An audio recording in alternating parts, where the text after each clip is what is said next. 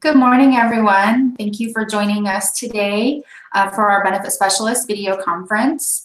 Just a few quick reminders before we get started. If you do have any questions while watching the recording, send them to me via instant message or email. If we're not able to get those answered during the broadcast, we'll get them answered afterwards, and I'll send everyone out an email with those answers. If any of your staff members are unable to watch this as it's airing live, it is recorded. You can always go back and watch it later. If you have any interruptions that you just have to take care of during this, because it is a recording, you are able to pause that and then jump right back in where you left off so that you don't have to miss any of the important information that we'll be sharing with you today. We do have a full agenda, so we will have Kelly Merritt will be speaking with us today about our Economic Security Division conference coming up. We have Brandy Ritter talking about our SNAP Empower benefit issuances. Marianne Kurzman with our Good Cause process, which I'm very excited to hear and go through. Jackie Erb will be talking about management evaluation. And then we're going to have a best estimate recap since we've had some changes and things recently with Andy Barker. And then we'll also talk about assets with myself. So without any further ado, we'll go ahead and we'll get started, and I will turn it over to Kelly. All right, thanks, Val, appreciate it. I am going to talk about our conference a little bit, but before I do, I just wanted to kind of piggyback on what Val said. And this is really specifically for you supervisors out there, because I know specifically today, there are some conflicts with some training. We have a Bridges Out of Poverty training taking place, and we have some workers that are attending that. If you have somebody that's either out of the office today or for whatever reason they're attending a different training, whatever reason they're not able to view this conference, please make sure that they get a chance to go on YouTube or go and find that link so that they can see it. We have a really full agenda with a lot of good stuff on it, and so we want to make sure this gets out to everybody. So just kind of put that on your plate, if you would, supervisors, so that we get everybody the same information. With that said, hopefully all of you have seen the announcement that we sent out about the Benefit Specialist Conference, and now kind of relabeled the Economic Security Division Conference. So we're really excited to have that again this year. We've gone back and forth several times on what the best format is, how many days is the best time to be out, and it's always a balance between those things. So we try to make sure that we look at all of those. This year, we are excited that we're going to be able to offer something, hopefully, that's just a little bit different. We've tried some things in the past, and everything has a good balance. So if you have questions, please refer back to the email. But just a quick recap, and I'm looking at my notes here. We are doing our Economic Security Division Conference on the 10th and 11th of September. That is going to take place in Casper, and it's at the McMurray Training Center, or that WCA Regional Training Center. We've had our conference there in the past. The nice thing there is it has some great breakout rooms, and that's really going to be our focus of this conference, is going to be breakouts. So as we get closer, you guys should see some announcement on what type of breakouts you should expect to see, and we want to be able to offer choice in that. So this conference is going to be much less about policy and more about everything else that you need to be able to do your jobs well. So some of the things on the list include presentations from fraud and recovery, quality control, some training on motivational interviewing and interviewing techniques, social security, fraud and recovery. So we want to give you guys ample choice on what you can go and learn about at this conference, and it doesn't necessarily going to be focused on policy. That being said, we are going to have some separate policy training for everybody, and those dates are pretty much set. We're just kind of finalizing some dates and times. That should be a one-day training, and we'll kind of get you some more details on that. So there is going to be policy training. We're not letting you off the hook on that one, but our conference this year isn't going to be so much policy focused. So a couple of more just little notes on that.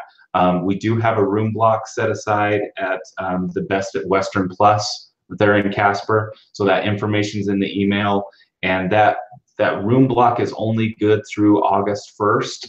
So if you do not have your reservation made already, it's never too early to start. So if it's not done by August 1st, then you're going to have to find a different place. Again, that room block isn't required, but that's the place that's set aside for the state rate. Anywhere else you stay, we can only reimburse at the state rate. So please keep that in mind and discuss that with your supervisor. And last but not least, this is a mandatory conference. We're including all of our benefit specialists, including child care specialists as well. So if you see a conflict on your calendar or something comes up, you need to visit with your supervisor and get that approved. And that actually comes through Jackie or myself. So please let us know, and sooner rather than later. But we're really excited. We're really excited to be able to see all of you guys in person again, and we're excited to have it all together again. I thought it was great to be able to do a couple of different locations, but it is nice to see faces from across the state, so we're looking forward to it on the 10th and 11th of September. Thanks, you guys. Thank you, Kelly.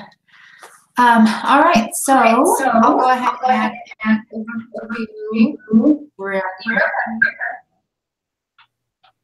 Hi, everybody. I apologize, first of all, that my camera is not working today, but I'm able to at least share my screen. So what I want to talk to you today about is the SNAP and POWER issuances, and we still seem to get quite a few questions come to the help desk about why benefits didn't post, when will they post, that kind of thing.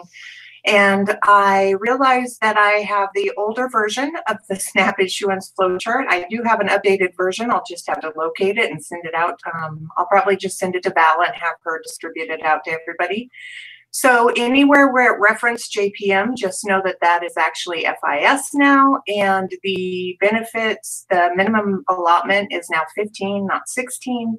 So with those little key points, we will move on. So the first thing I wanted to talk about is the daily job for regular and initial benefit type. Again, this is for SNAP only right now. Your case does have to have an in Wyoming address in order for benefits to post. If they move and you authorize a benefit and you have an address someplace other than Wyoming, they will not post. So you must not update the address until after all benefits have posted to that individual, and then you can update the address. So they have an in-state address. Facade shows the following. The authorization, obviously, you put in your PC in there. Benefit type is regular, issuance type is regular. Then if the benefit month is equal to the last or the current month, so for instance, we're currently in May. So if it was April or May, then it's authorized. The benefit type is regular or initial. The issuance indicator is regular or immediate. Then as of this evening's batch job to FIS, the benefits will post as of the next day, so tomorrow. However, if the benefit month equals June, it will stop right here at the benefit month because it will not post until we are actually in that specific month. Keeping in mind that expedites are different. We're going to go over those in a second. Now I realize I'm kind of going through these a little bit quickly. So if you have any questions or any concerns, just feel free to send me an email to dfshelp@wyo.gov, and I can either individually go through these with you, or if you have any questions about a specific screen or just a question about a specific process, let me know and I will be sure to explain it for you. So now here are the expedite benefit chart. So this is, the top row is anything before the 15th of the month.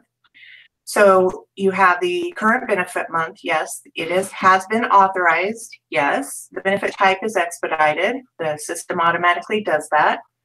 Yes, the issuance indicator is, I don't know why regular is there or immediate, because generally expedites go immediately.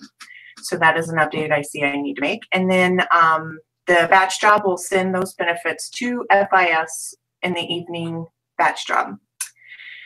Now, if it's after the 15th of the month, then and we are in the current benefit month, it's the current benefit month as well as next month's benefit.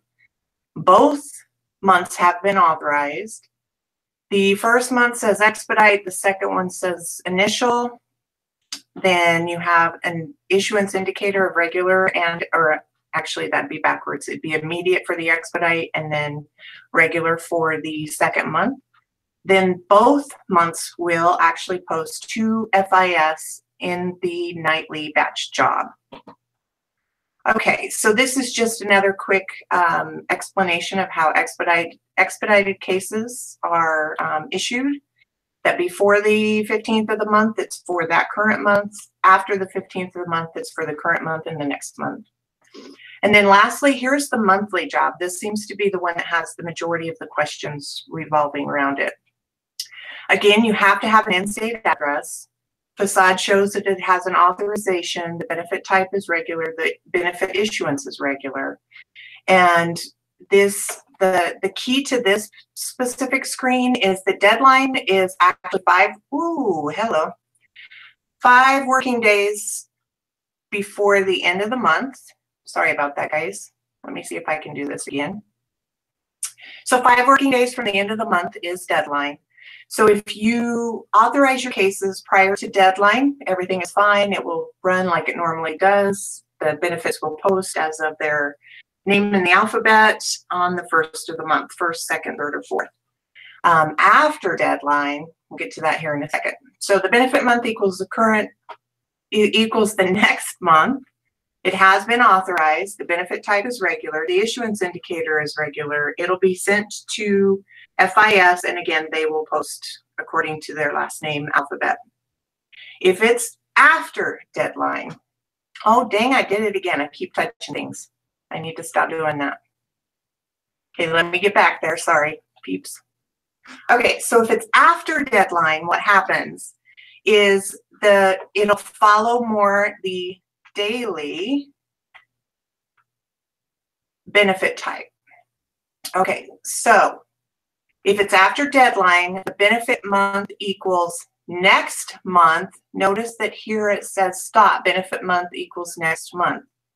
So what happens then is as soon as we hit day 1 of the next month, so for instance on June 1st is when that specific batch job will pick up those benefits to be issued to that client. But it will not happen prior to when the benefit month equals the month that we are currently in. I hope that that makes sense. So after deadline, it has to equal the next month. June 1st, that's when the benefits will run. Okay, I certainly hope that made sense. I'm getting pinged some questions already. I see this coming up.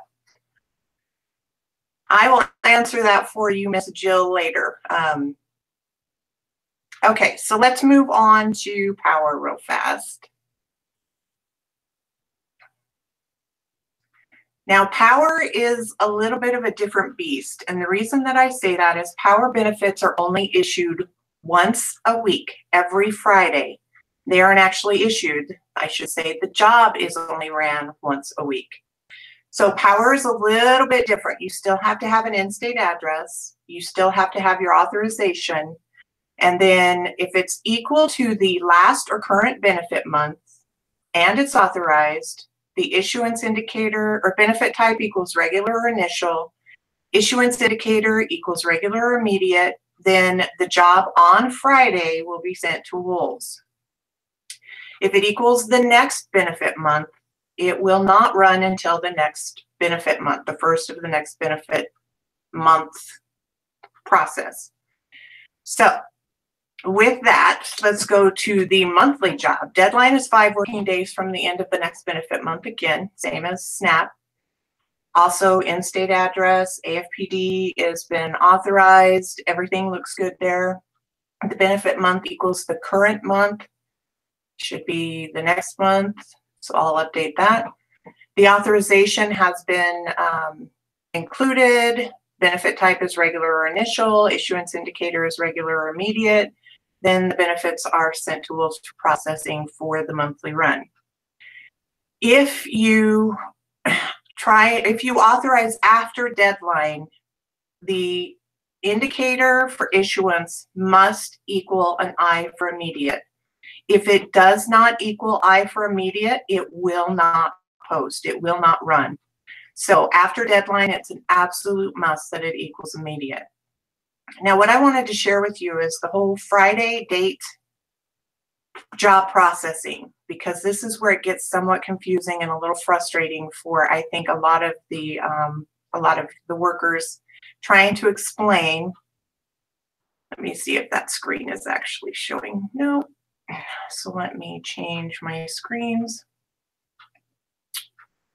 Bear with me. Sorry. Okay, that's not the one I want. Let me get rid of that.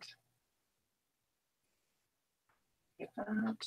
Get rid of this. Okay, it's not showing what I want to show. All right. Well, isn't that joyful? Well, let me find a different way of doing this then. What I'm trying to do right now is just pull up a monthly calendar, so I will just pull it up on my computer. I had a screenshot of one.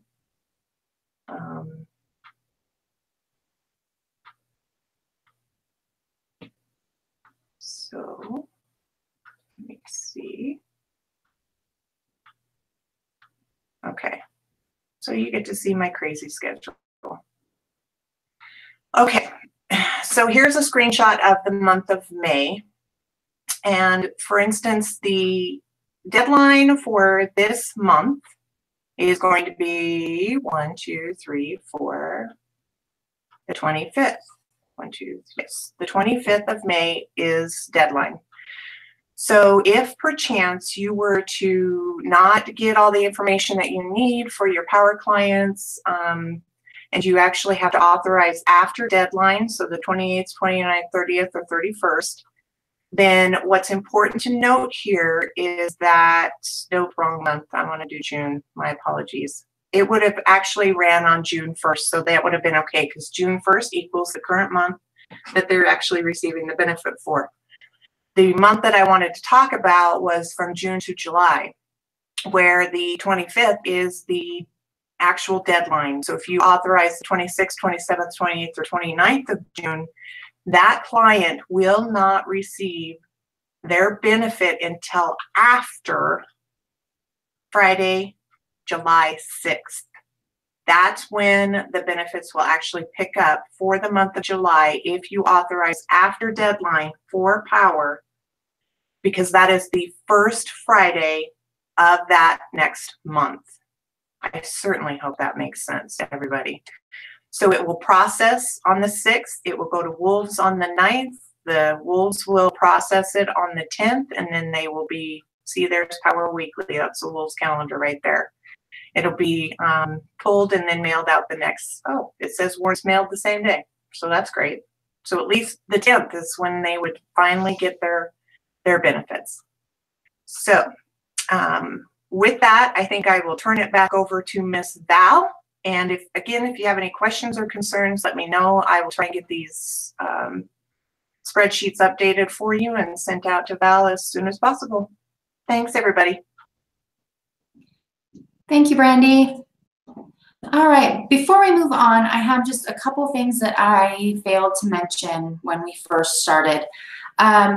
We do have 3 TPQI training sessions still to come. One is this afternoon at 1:30, and then next Tuesday, the 29th, I have one scheduled for 9 a.m. and then another for 1:30, and that is the last one.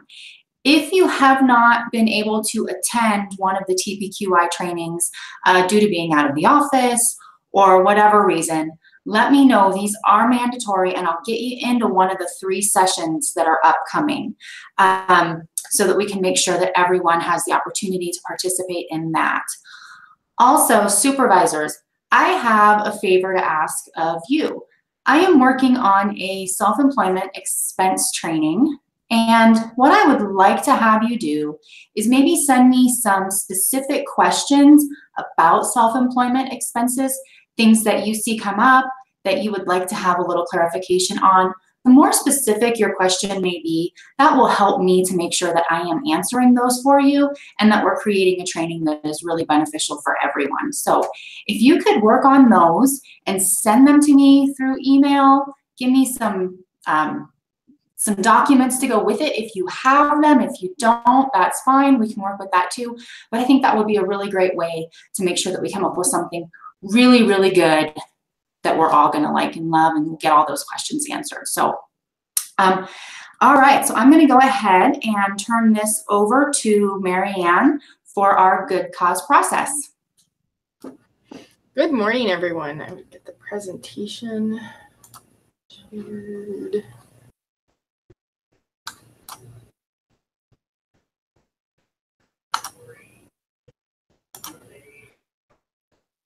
Okay. Can everyone see my screen? Looks like good. Okay. So this is for the Power Good Child Support Good Cause claims. So a client can request good cause claim for the following reasons. Cooperation, the first one is cooperation in establishing paternity or securing child support is reasonably anticipated to result in physical harm or emotional harm to the children or caretakers as demonstrated by previous court, medical, criminal, law enforcement, psychological, child protection, or social service, domestic violence agency records.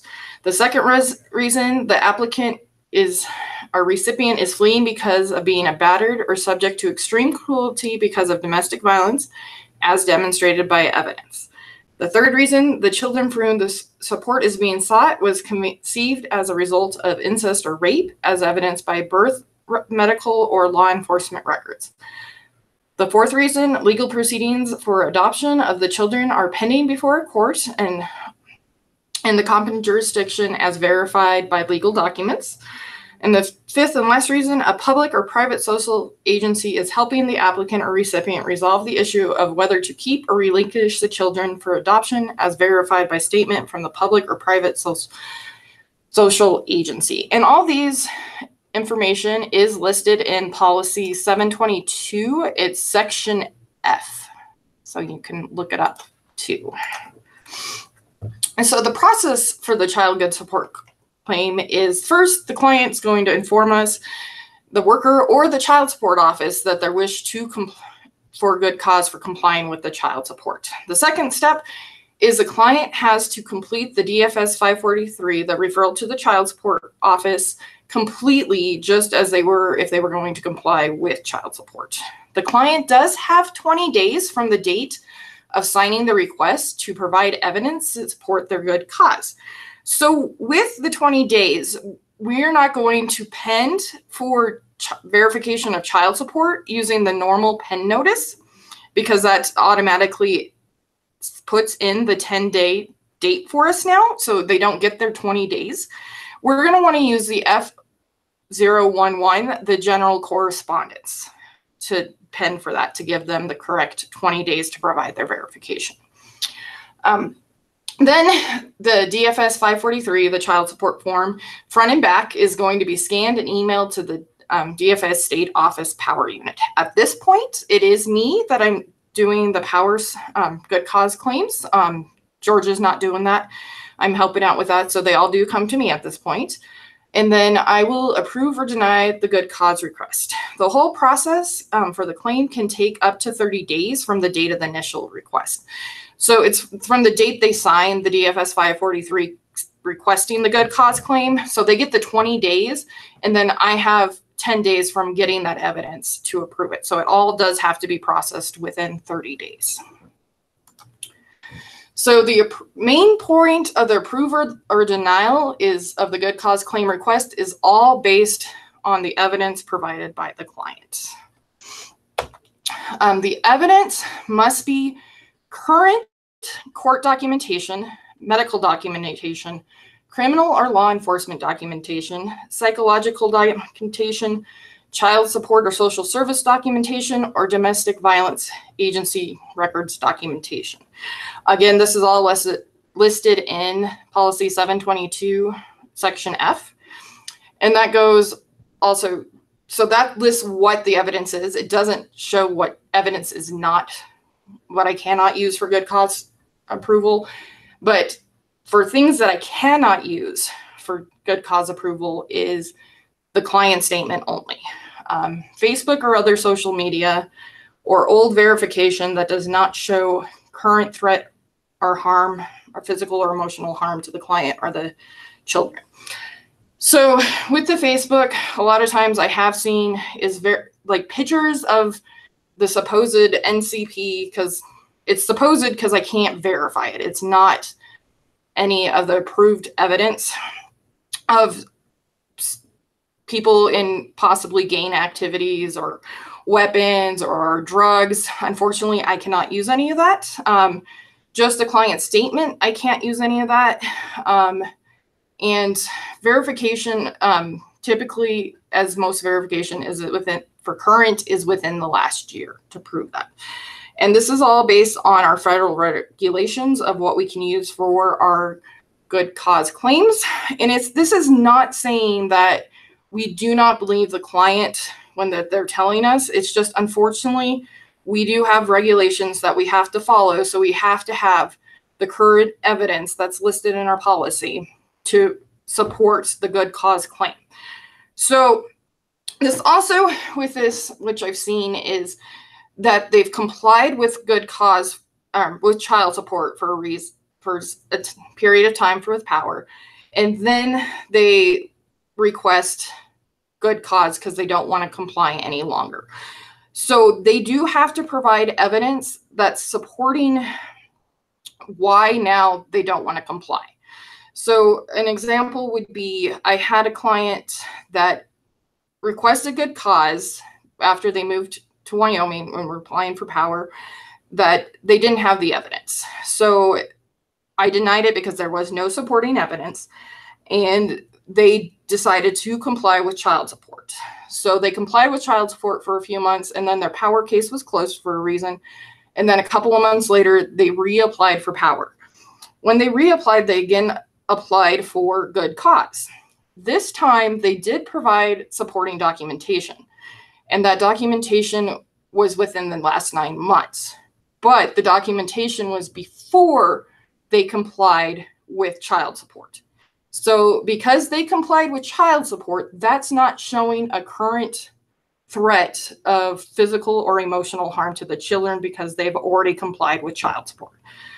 A lot of ones I see are that the NCP is getting out of jail, and that's why they don't want to comply. They still need current verification to show that they are possibly still a threat for the current physical or emotional harm. Because if they've already complied with child support, it's not like that because they're in prison, they don't have access to the information child support has. It's not child support doesn't go out and give out all the information. It is court records. So if the NCP requests it, they can get the information, but it's not that they just give it to them. So even though they were in jail, they could still be paying child support from their jobs in jail. And that information's out there. So there's, just because they're being released is not showing a new cause because that information is already accessible to the NCP, sorry. Also with current evidence, if the restraining order lapses, that's not showing me a current threat. So therefore I can't use that. It does have to be current and showing up to date why they can't comply with child support. And again, it's not that we don't believe them. It's just, that's the requirements that we have to follow. So for the good cause claim, if it's denied, the good cause claim is denied, I will send out a denial notice to the client, and then I email the worker informing me of the denial. The client then has 3 days to meet with the worker and agree to cooperate with child support, and that includes they have to fill out the new DFS 543, the child support referral form, saying that they are complying with all the information and go back to child support. The client can request closure of the power case if they do not want to comply with child support at this time. If the client does not comply with child support or request closure of the case does need to be denied or closed and then sanctioned accordingly. If they just ask to have their case closed, there is no sanction. It's just if they don't meet and don't let us know. So if a good cause claim is approved, again, I will send an approval notice to the client and the worker, and I'll email the worker informing them of the approval. The notice will inform the client of the time frame the good cause is approved for. Approvals are typically 6 to 12 months. I try to match them up with when the power periodic review would be scheduled. It doesn't always work, but I try. And then there is a chance for an indefinite good cause approval if there's extreme situations. Each case is based on the evidence they provided, and they can get indefinite good cause. So there does have to be a reevaluation of approved good cause claims if it's not an indefinite approval. So if they're only approved for the 6 to 12 months, I will email the worker 30 days in advance to let them know that the good cause approval period is ending. So then the worker will need to contact the client. I have via notice here, but if they're coming in for their periodic review, you can let them know at that point too. You don't have to send them a second notice on top of that. You just need to let them know that their approval is ending. If you're sending the notice, you do give them 10 days to respond and verify if they want to continue their good cause claim. If the client does wish to continue the good cause claim, they must complete a new DFS 543 requesting the good cause. Again, needs to be completely filled out, and they do have to provide current evidence for request. So just because I approved it before, I do need current evidence showing that there is a current threat. I can't just keep using the same evidence. If it's typically over a year old, I can't use it. And then I will review the new information and approve or deny the request following the same process as an initial good cause request. So other reminders, the power payment, it should not be approved until the final decision has been made for the good cause request. And then again, when pending for the good cause verification, use the F011 for general correspondence notices. This will allow the client to have a full 20 days to provide the verification. And this also comes with why we're not using the general pen notice, is that the pen notices are for eligibility requirements, and good cause is outside of the realm of the eligibility requirements. This is different than if they're eligible or not. So, all right, well, that's my presentation. And there, I'm back. Okay. And so did any questions come through? I haven't received any. Okay, I didn't get any. So if you guys have any questions, please let me know. All right. Thank you, Marianne. Okay. We're going to go ahead and turn it over to Jackie Erb.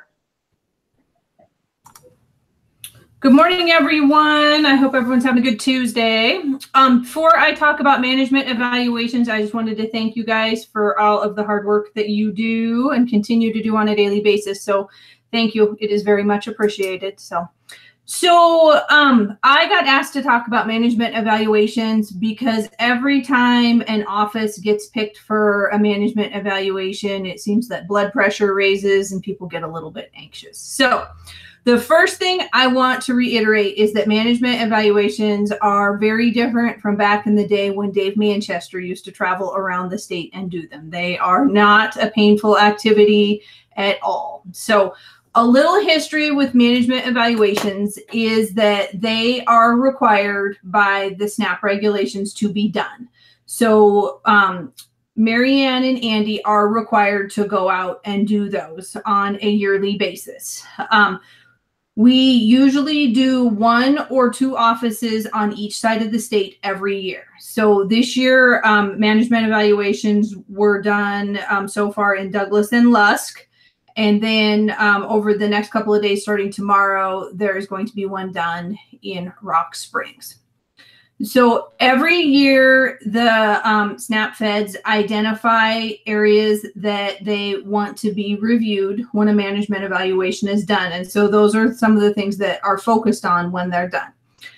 So what all a management evaluation entails is that the first thing that is done with management evaluation is case files are reviewed. So Mary Ann will request case files for that office, and then she usually picks them up when she gets there for the ME, and she will then review them just like Darlene would do for QA or QC would do when they do a review. So that is the first part of the management evaluation. Then when Mary Ann and Andy physically get to the office for the management evaluation, they do a lot of different things. They will sit in the lobby and just look at what happens when clients come in the office, how they're treated, how long it takes for them to get seen. They will also evaluate the office to make sure that it has the required posters that need to be in there for SNAP. They look at all the different forms that are in the lobby, you know, applications. They look at all the different resource pamphlets and stuff like that that are in the lobby. So they look at all of that. They will then do an interview with the clerical staff in the office, and just asking them different questions related to SNAP. They then will sit in on usually a minimum of 2 interviews with each worker and with the client. The client does have to say that that's okay. So they will sit in on the interview. They usually don't speak. They just listen. Then when the interview is done, if the client is willing, they do try to interview the client and ask them some questions. And then they also will interview the workers and ask them some questions specific to the SNAP program in their office. Interviews are done with the supervisor for that office, and then as well as with Kelly and I on the program access and stuff like that. Then when that is all done, Mary Ann and Andy get together and they do a report that is on their findings. And then usually several weeks later, they will do training based on the things that were found so that we can make sure those issues are corrected. They always like to emphasize the things that they see that are going really well in an office, and they will often share those ideas with other offices for best practices. So management evaluations are honestly, they are not scary. We use them as a learning opportunity. They're not, you know, gotcha opportunities. A lot of good comes out of them more than anything. Every now and then the feds will come with the program managers to the field offices and observe, and sometimes they themselves will actually also be an active part of the management evaluation. Like they went to Rollins in the spring of 2017 with us, and they actually were active participants in that management evaluation. So that doesn't happen as often, but they do that. The feds will also do program access reviews, which are different than a management evaluation. So a program access review is actually them making sure that Wyoming is administering the SNAP program correctly. So basically that's a review of Andy and Mary Ann and how that trickles down. And when they do a program access review, they're looking at like our application to make sure it's correct, our notices, and our combined manual and things like that. So those are the 2 differences between the program access review or a PAR and then a management evaluation. So if your office gets picked for a management evaluation, the biggest inconvenience is that you're going to have a bunch of us in your office for a few days. If you're a bigger office, if you're a smaller office, like we were in Douglas for 1 day, we were in Lusk for 1 day. So not anything that you need to fret about. Honestly, we use it, anything that we find is a learning opportunity, we fix those things and we move on. but usually we do find more things that are successful than not. So just wanted to give you guys a brief overview of what a management evaluation is. I guess actually one other thing I do want to identify is Kelly and I work directly with Andy and Marianne every year to identify the offices that we want to have management evaluations done in. Some of the things that we look at is when the last management evaluation was done. If that office has had a lot of errors or issues, we will sometimes use that as an opportunity to go spend some time there to see if there are things that can be done immediately to help those things. We will look at staff turnover. So this year, Brenda and Corey's offices, so Rock Springs, Douglas, and Lusk got picked on because Corey and Brenda are both new supervisors. And so we really wanted to just go in and evaluate and make sure things in those offices were going well. And I can tell you that in Douglas and Lusk, things are going good. So hopefully Rock Springs gets the same results over the next few days. So again, it's nothing to worry about. Honestly, biggest inconvenience, like I said, is that you'll have extra people in your office for a few days. So if you ever have questions or concerns on a management evaluation, don't hesitate to talk to Kelly, myself, Andy, Marianne, your supervisor, whoever. But that is what I wanted to share with you guys today. So have a good one. And again, thank you for everything that you guys continue to do. And it's a 3-day weekend coming up. We call that exciting. Thank you, Jackie. All right, so we're going to go ahead and move along to Andy Barker. Good morning, guys. I have been asked to kind of recap how we are doing best estimates because, as most of you know, in March, we were going to change the process. And then that quickly came to a halt. And I think that it has caused a little bit of confusion.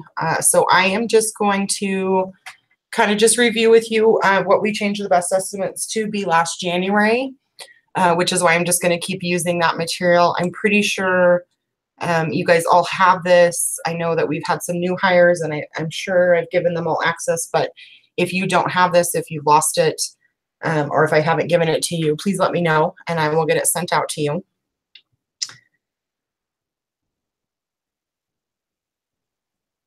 Okay, so in March, when we talked about making changes, one of the changes that we were going to make was that we were not going to calculate for initial month, and that is not true. So the feds took a look at what we were doing and had decided that we were doing it correctly all along. So it was just a miscommunication between us and them. So initial application, if you have wages in the initial month, you have to use them. If those wage stubs or employer statement or whatever, if that's reflective, then you only have to do that one calculation. If there are wage stubs that are not reflective, if they have partial income, if they're high because there's overtime, if it's low because they were sick, anything like that, we're still going to use them in the initial month because that's what they actually got. But we need to do a new calculation for ongoing using only the reflective income. So if you get just some wages that are, prior to the obligation date, even if it's, not within the month, as long as they're reflective, we can use those. And so maybe the misconception I think that we're getting is when we say we have to do a calculation initial month, that we kind of have it in our heads that means we have to have a verification of all the wages received in that month, which is not correct. If we have wages received in the last 30 days and those wages are reflective, we don't need to ask for anything else. We can do the one calculation and move on. The only time we need to be requesting more is if the client is telling us that something is different, that their hours got reduced or they had to go on medical leave or anything like that, where they're saying the wage stubs that we have are not reflective of what's happening right now. That's when we need to dig in and get a little more of that information. So when we had made this change, and for those of those of you that are new with us, you have no idea what I'm talking about. The change that happened here was that we're not estimating, we're not anticipating, you know, what we don't have anymore. We're just not doing that. So these have some examples on them. We have application date of December 26th. And so, yeah, these dates are old because this was a year ago. Wages provided. My screen kind of go weird? No. Okay, wages provided. We got biweekly pay dates, and we've got all the wages that were received in the month of application. Client says that these are reflective. So we're going to just do this one calculation just as normal, and we're going to use it for initial month and ongoing because the client says these are reflective. Application date, January 30th. We have somebody who has weekly pay schedule. So the following checks were provided. And the client reports that the check received on January 13th contains partial income for whatever reason. So for initial month, because it's a January application, we're going to use it because we have what they received.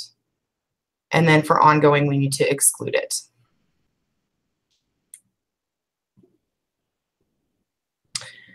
Another one, February 20th, weekly pay schedule again. Non-reflective pay received $224. So initial best estimate, we have to use it because they received it. Ongoing best estimate, we are going to exclude it.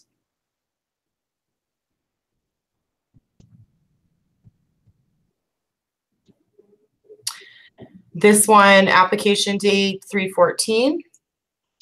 The client is paid bi-weekly, and we've got wage stubs received in February and one wage stub received in March. Client says these are reflective. They look all pretty close. We don't need to ask any other questions, and we do not need to pend for that next check. We have what we need. We can use it. The best estimate is the same for initial and ongoing.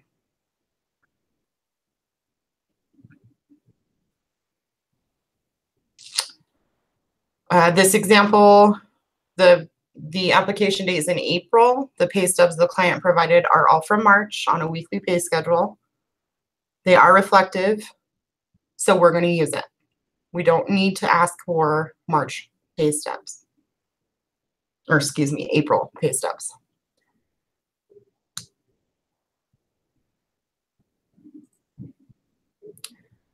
So these are just a thing of, you know, this was nothing that changed for us. We need to exclude any pay that is not reflective for recert applications, because at that point we are only doing what is going to be true for ongoing. You need to evaluate tips, commissions, overtime, differential pay, all that. And the best estimate from a terminated source will be calculated the same.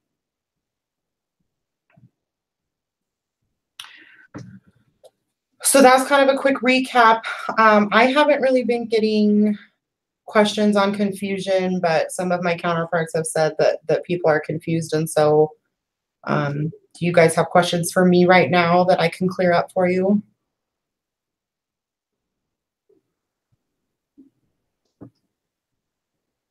I haven't seen any come through, Andy. Okay. Well, if you guys think of anything, always feel free to let me know, and I will take care of you as best I can. Thank you. All right, so moving right along, and we are right on time. Actually, we're a little early, so hopefully we'll get through this, and then we can get you all back to your days. So what we wanted to go over for this video conference is assets. So I'm going to go ahead and get my screen shared for you.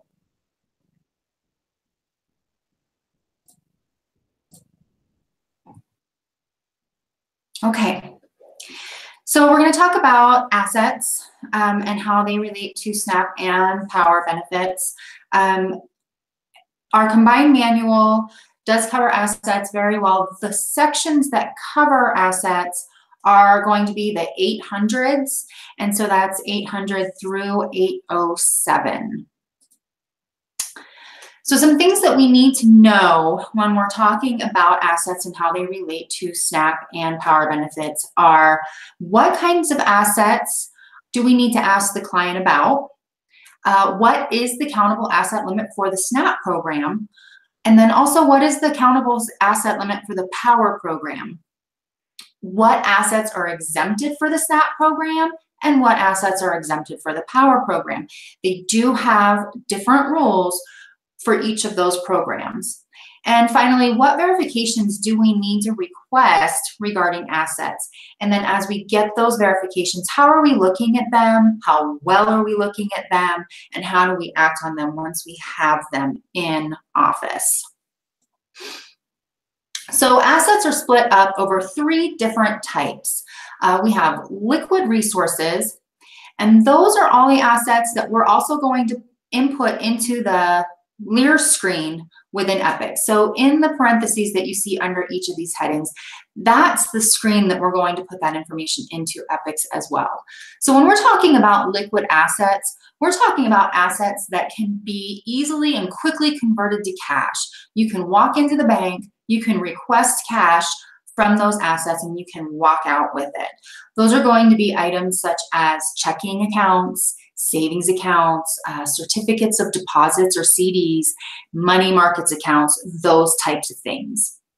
When we're talking about other assets, those items we're going to input into the Otis screen within Epics.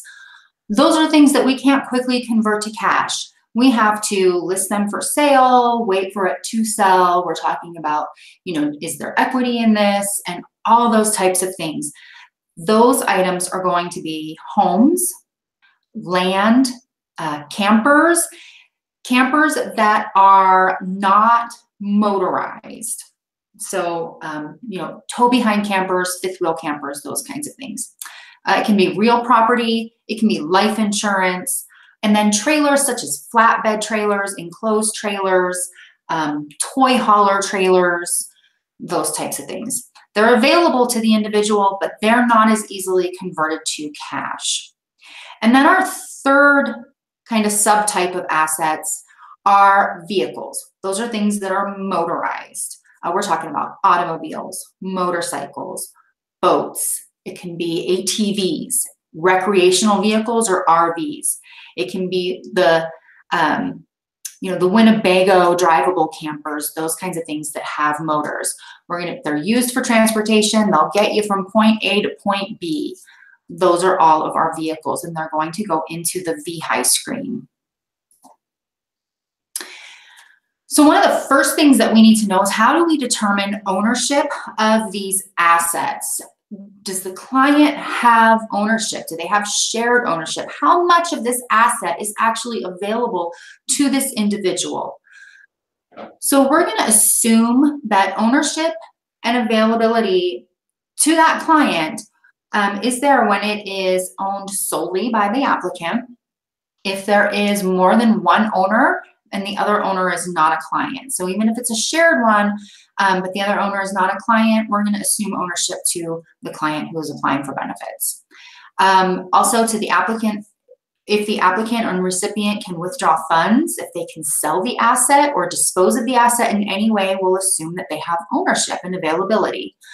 And then also, if the asset is owned by more than one person, but the applicant or recipient can access the asset or a portion of the asset without the consent of the co-owner. So if they can access that asset, we're going to assume they have ownership and availability to them as well. We will consider it unavailable to that individual if the asset is co-owned with a non-applicant and the asset document, that's the signature card from, it can be the bank or wherever, requires more than one signature in order to withdraw or access all or part of the asset, and the other owner has refused to sign. If they cannot access that asset without the consent of another owner, and that owner is not cooperating with them, then it's not available to them at that point. Also, if the applicant is residing in a shelter for battered women and children, and that asset is jointly owned by a member of the former household, and access to the asset is dependent upon the agreement of the joint owner who continues to reside in the former household. If they're fleeing for their safety, and it requires them to cooperate with someone within the household that they are fleeing from, we're going to consider that unavailable to them. If a lien has been placed against a non-liquid asset for the purposes of a small business loan, prohibiting the applicant or recipient from selling the asset, they're unable to sell that. They can't convert it to cash. We're going to consider that unavailable to them as well. And finally, if the applicant or recipient's share would produce an estimated return of no more than $1,500, that does not apply to financial items such as stocks, bonds, negotiable funds, things of that nature. All right, continuing on with ownership, availability, and accessibility. Assets which are jointly owned by separate households are available in their entirety to each household unless it can be demonstrated by the applicant that the asset is inaccessible to the household. When that household can verify that it has access to only a portion of the asset, the value of that portion shall be counted toward the household asset level. Also, when the asset cannot be practically subdivided and the household's access to the value of the asset is dependent on the agreement of a joint owner who is refusing to comply again, the asset shall be considered totally inaccessible. So we really need to be asking the right questions during the interview and requesting the right verification from the client to determine all of this information. Who is the owner of this asset? Is there a joint owner of the asset? What is your share of the ownership of that asset?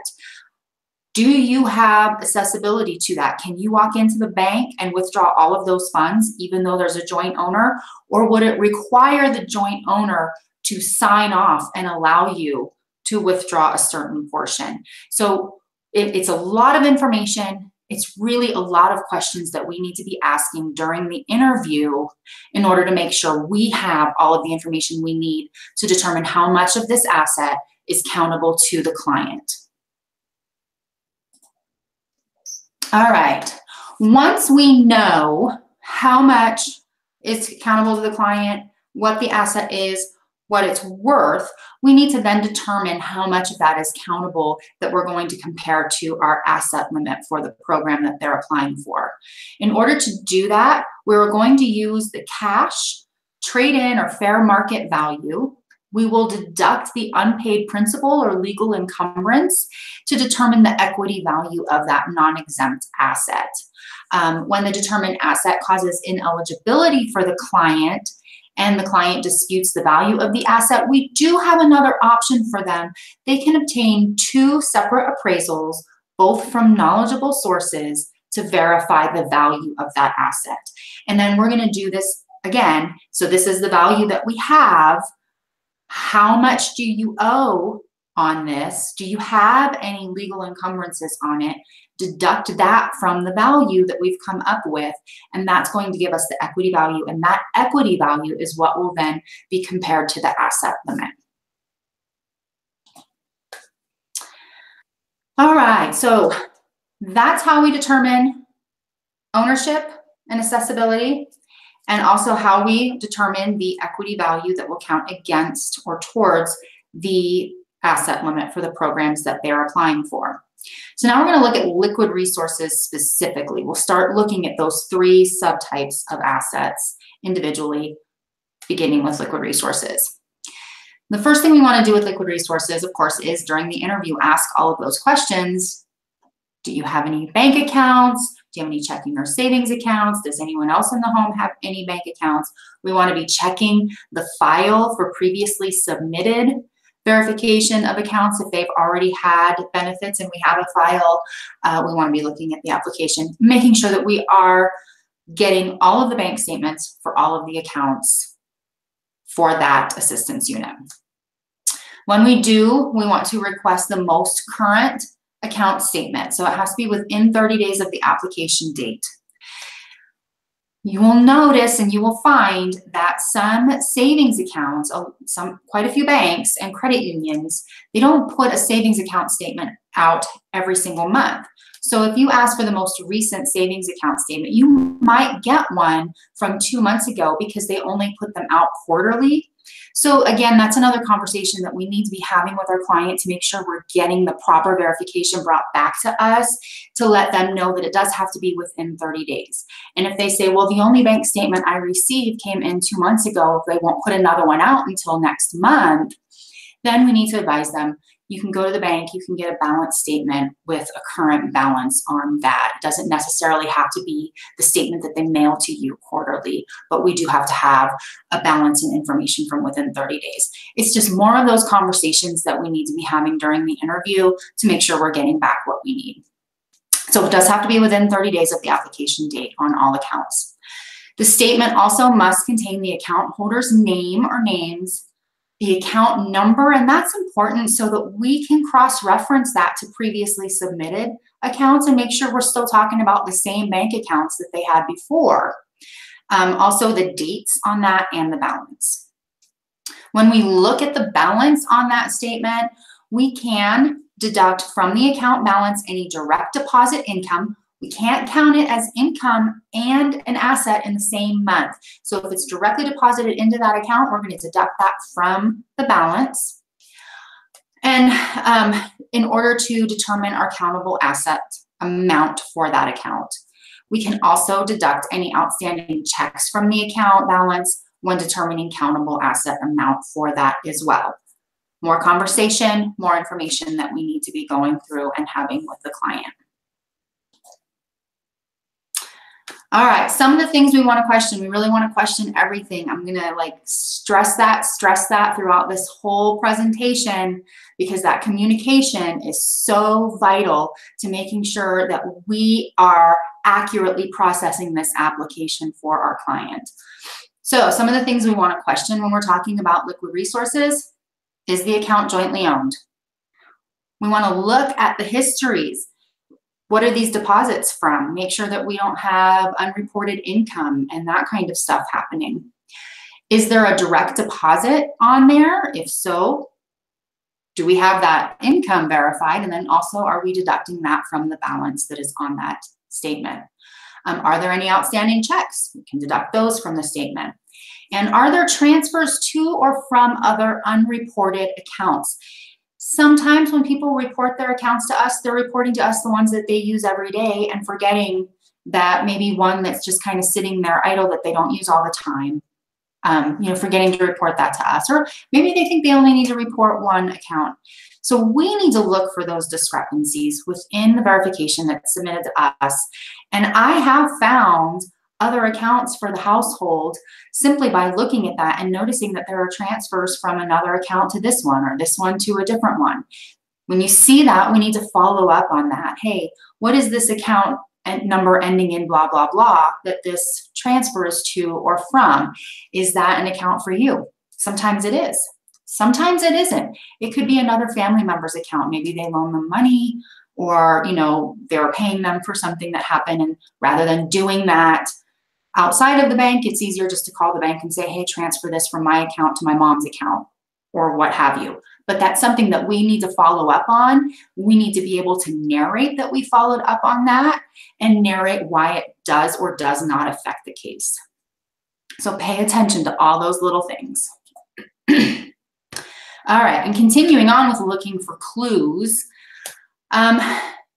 These are some examples of verification that was actually turned into us, and some of the red flags that they brought up and some of the issues that they brought up within the case. So this bank statement was submitted to us, and this individual may or may not have claimed to have any income. Say they didn't claim to have any income at all. When we're looking through this history, we're not just going to look at the name, the account number, the date, and the balance, right? Because if we just look at that, then we're missing all of these other things within this bank statement that really need to be addressed to make sure that we're processing this application correctly. So this bank statement happened to show a Wyoming unemployment benefit deposit. right here. So if this person is saying, no, I don't have any income, I'm not working, that's not been reported to us, maybe it isn't showing up on interfaces yet, this is somewhere where we should be seeing this and saying, hey, what is this? And then following up on that. Also, we have some unexplained deposits here. There's an unexplained deposit. It just says deposit 105, and the blue circle is kind of wonky. It's a little hard to get that like just so on a little picture. So it looks like it's withdraw Verizon Wireless, but it isn't. We're looking at the deposit that's just below that for $105. So we need to know, what is that deposit? It could be absolutely nothing. I mean, this might be somebody who works in the service industry and that was tips, part of the income that's already being claimed as income, and they just happen to deposit that on there. So, but it should be addressed and looked at. We also have QuickBooks deposit and a PayPal deposit. So what is that? Is that self-employment income that hasn't been reported to us? It's just little things like that that you might catch within the bank statement when we're talking about assets that do need to be addressed and followed up on. It's just about paying attention to those little details and asking about them. Okay, another one, continuing with looking for clues. So on this one, the account summary shows a total of deposits for this statement period as $2,227.37. However, the individual for this account stated that they have only VA disability income of $1,278.27 per month. So that leaves a total difference within the deposits for that month of $949.10. That's a large amount of deposits that is not accounted for when we were looking at the income for this person. So looking at those bank statements as they're turned into you can give you some clues to make sure that we're processing other aspects of this application correctly. I hear my instant messenger dinging. Just so you know, I can't look at it right this second because I have this training up on that same screen. So we'll get through this and then I will take a look at those. And like I said, if there are questions about these things, we'll go ahead and we'll get those answered for you. If I can't answer them during the broadcast, we'll get them answered for you right afterwards and I will send that out to you.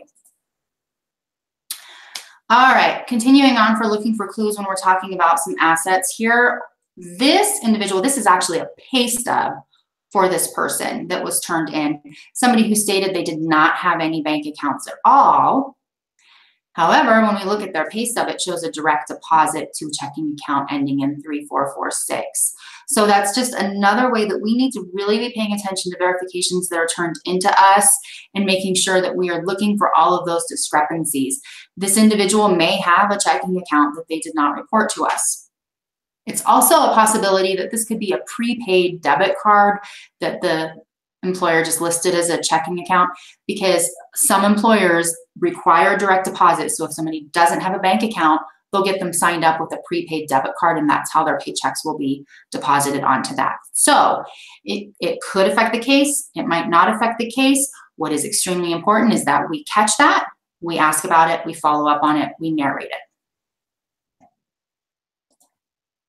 All right, so that's Liquid Resources, what we need to request from them, how recent that verification needs to be, and some of the things we need to pay attention to within the verification for those Liquid Resources that go above and beyond name, account number, date, and balance. We'll move on to other assets. Other assets, like we mentioned at the beginning, those are things that are not as easily converted to cash. We're talking about homes, campers, land, that type of stuff.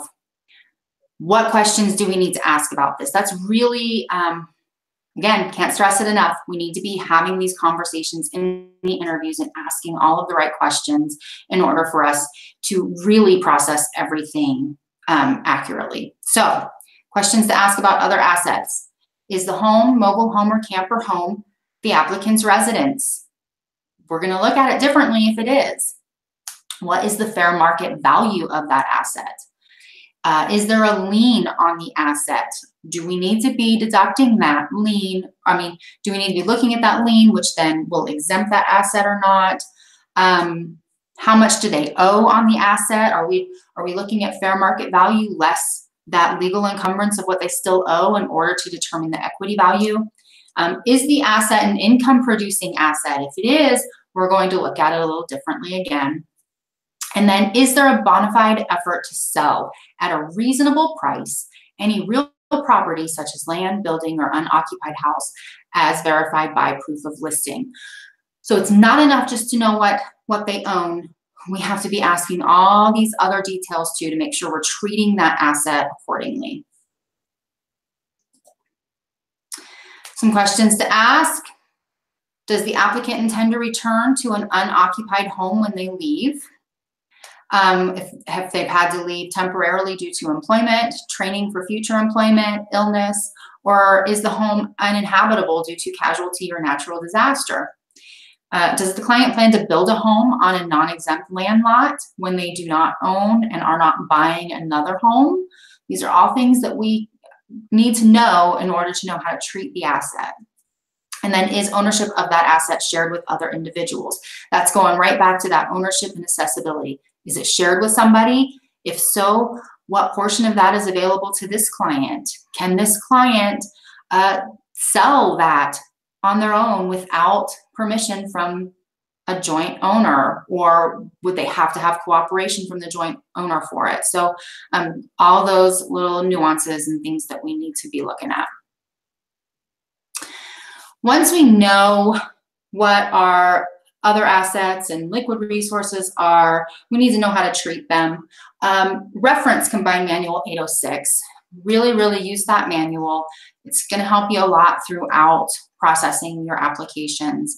The more you get to know the manual, the quicker you are at using the manual, the quicker you will be at being able to reference it in every case that you're working while you're working it without losing a ton of time. It's just like anything else, practice makes perfect. The more you practice using it, the better you will get at using it, and the quicker you will find the answers that you need within it. So when we're looking at certain assets, we want to check out Combined Manual Section 806.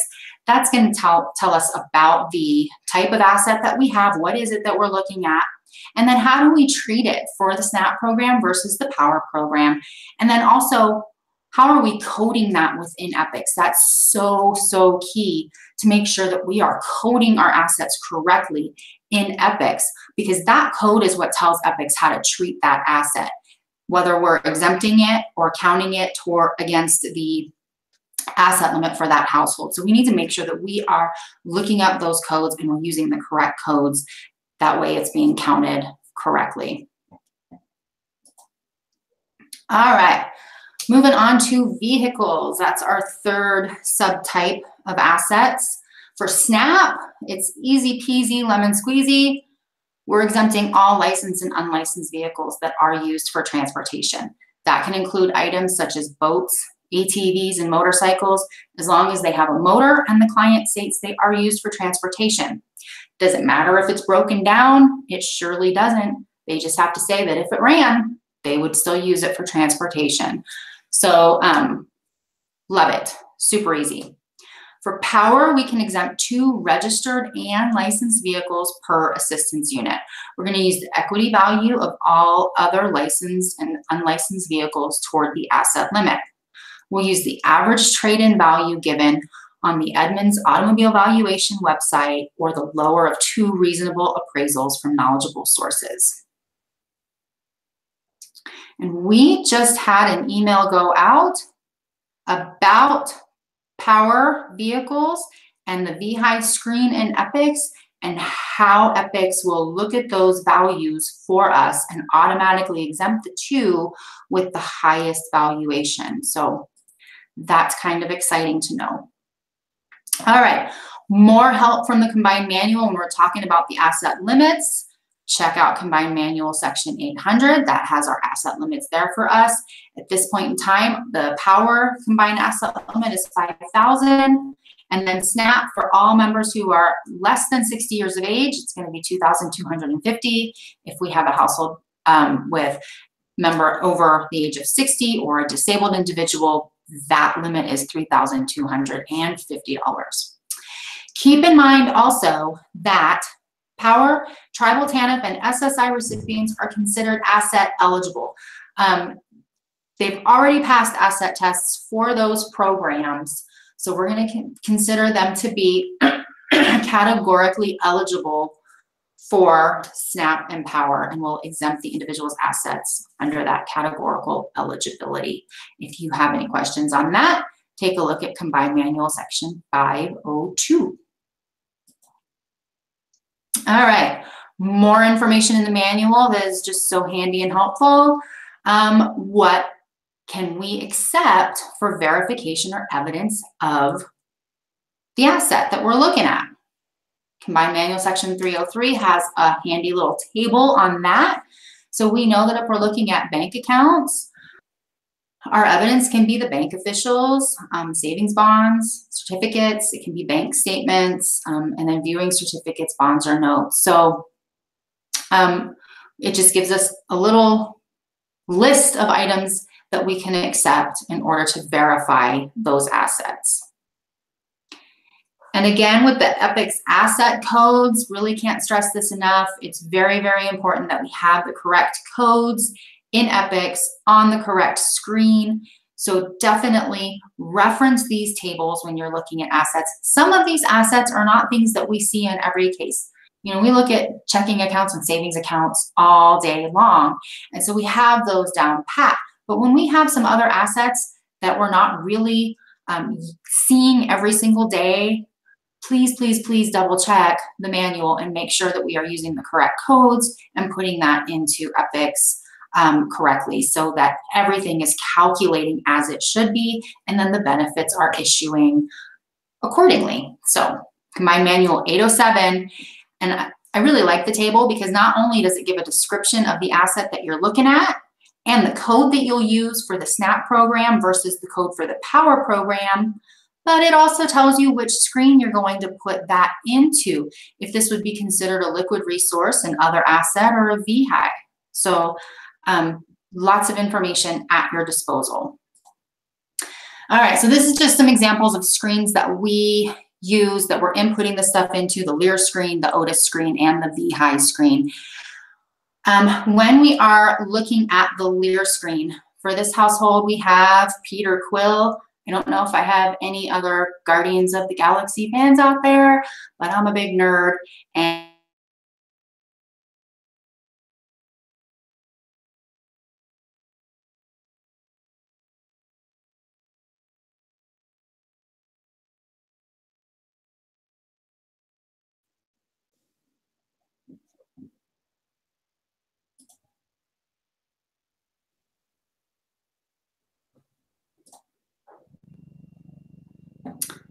it looks like I lost connection for a second. All right. Let me get this back up and share. Did it cut out for a long period of time? Do I need to cover a few slides, or? You were just telling us what a big nerd you were, Valerie. That's right where you left off. It's true. Okay. All right, let me get this shared. Okay, so we have Peter Quill, or Star-Lord, and Gamora in this household. They have a couple different bank accounts. So what I really wanted to show with these screens is that we need to put the name of the bank in there, and then also some identifying information for that account, especially for households that have multiple accounts at the same bank. It's important that we have that number to cross-reference the bank statement, and then to look at previous applications and previous accounts that were claimed, and that all those dots are connecting for us. So Peter has a Wells Fargo account ending in 12345. That is a joint account. So we're going to go ahead and put that Y there for joint account. It is a personal checking. And so then we're going to use their number, which is pulled from the SEPA screen for their, are they the PI, are they the spouse, are they a child? What is their number in that, on that SEPA screen? So we're going to put that there. Make sure we have the amount in the hard copy. When it is a joint account, you can't it won't let you go under here and do Wells Fargo number 12345 again. You just have to put in the other joint owner's number from SEPA, and it will automatically pull the balance and count that there. And then Gomorrah has a U.S. bank account number 54682. That is a savings account. We're going to use her number again from SEPA, the amount, and then our verification code. Is it hard copy? Do we have a bank statement in hand? Did we contact the bank and it's collateral contact? Is it client statement at this point because we are pending them for that verification and it needs to come back into us? So really, we just want to make sure that we are putting all of this in correctly. We have a description. We're able to cross-reference the verification that we have. We have the correct code that we just talked about with the EPICS asset codes, and that it's pulling everything accurately. When we're looking at the Otis screen, again, the really important stuff is to make sure we have that code correct so that everything is counting correctly within the system. We've got the market value listed for these items. Peter has a owner-occupied home, so we've double-checked that code. Gomorrah has a camper that is not being used as a residence, so we've double-checked that code with the manual. We know the market values. We know what those legal encumbrances from the market value, and what is left is the equity that is going to count for them. And then that verification code again, is it hard copy, collateral contact, client statement? How have we verified this information? And with the vehicles on VHI, making sure that we have all of the codes correct and that we have all of the information put into the system correctly. So we have the vehicle type, we have a truck, it is a Ford, that's the make, it's an F-150, it's a 2012. Peter is the owner of that one. The fair market value was $17,500. He owes $1,500, so this is a little different. On the Otis screen, we have to do the math ourselves and put the equity in. On this one, we're putting the fair market value and the amount owed, and then EPICS does the equity calculation on its own if it's countable. And then the verification code. Same thing with Gomorrah's 2012 GMC Acadia, what she owes, what it's worth, what she owes, and the verification code. So just making sure that we are using these screens appropriately, that we're double checking our codes so that EPICS is counting things correctly, and that we have all of the updated information in the system for this household. All right, really briefly, I want to touch on transfer of assets. And I say briefly because it's not something that we do every day. What you need to know is what to look for to see if there is a transfer of an asset and if we need to do anything about it. And then information on that so that you know where to go for guidance on how to treat it at that time. So households which have transferred assets in a 3-month period prior to application. And here's the important part. It's not just, was there an asset that was transferred? Was it transferred knowingly for the purpose of qualifying for SNAP benefits?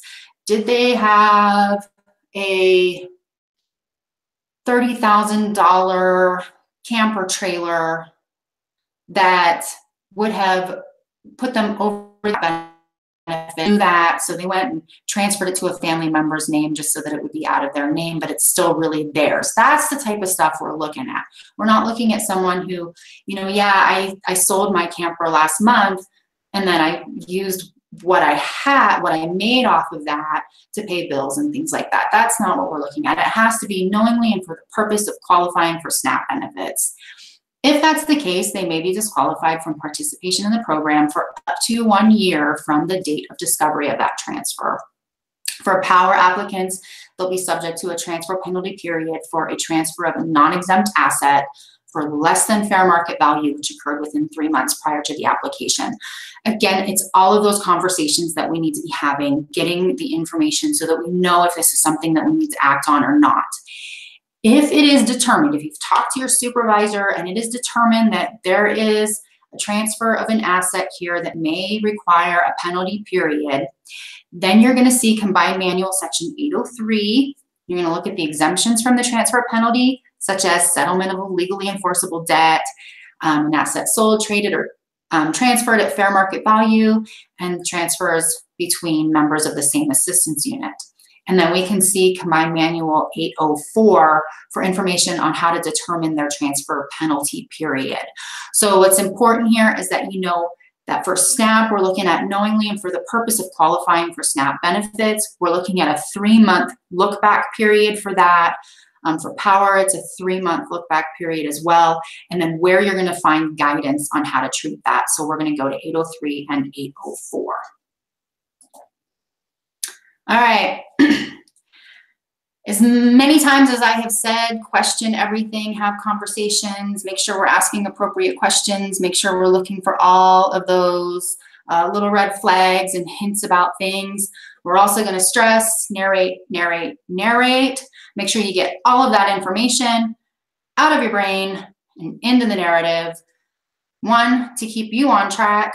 2, to make sure that the next person looking at that case knows what's going on. And 3, to make sure that everyone, it's clear that you have followed up on everything that needed to be followed up on and why you did or did not act on it, why it does or does not affect the case. All of that information needs to go into the narrative for you.